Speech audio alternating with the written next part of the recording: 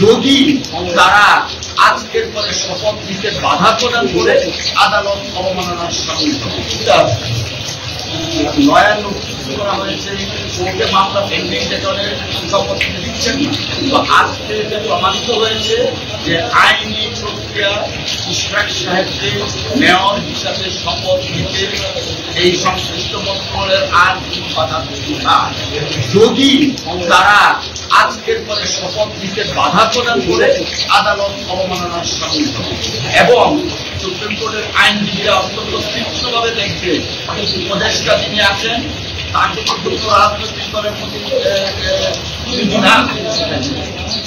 দেশের মানুষ তার কার্যক্রমে কিন্তু বিশ্বাস করতে শুরু করেছে কোন একটা পার্টি বারবার সাফ করার জন্য তিনি কাজ করছেন।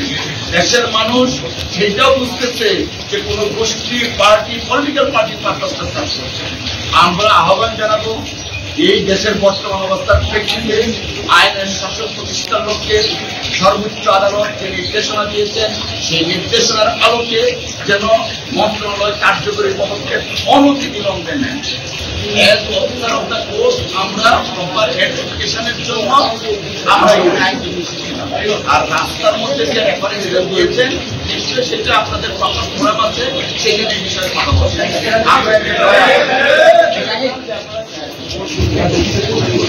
দেখেন যখন আদালত থাকে আদালতের অবজারভেশন সবসময় আমরা ফলো করি এবং এবং এবং বারের হিসাবে প্রেসিডেন্ট সাহেবকে ডেকে কথা বলেছেন এবং প্রেসিডেন্ট সাহেব বলেছেন এবং আমরা আবার এটা বলেছি যে বার এবং ব্যান্ড আমরা শোল্ডার এই বিষয়টা মাননীয় আদালত এবং আইনজীবীদের নির্দেশনা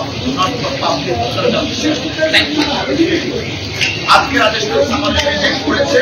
তার মানে দাঁড়ালো ইশরাক হোসেনকে মেয়র হিসাবে শপথ নেওয়ার জন্য আর কোনো বাধা থাকে এবং আমরা যে উপদেষ্টা আছেন যিনি হয়তো বা কোনো রাজনৈতিক মোটিভ নিয়ে এই বিষয়টাকে ঘোরাচ্ছিলেন তিনিও এখন অন্তত আজকের এই রিজেকশনের পরে আইনের প্রতি শ্রদ্ধা থেকে নির্দিষ্ট ডেটের মধ্যে শপথ গ্রহণের ব্যবস্থা করেন।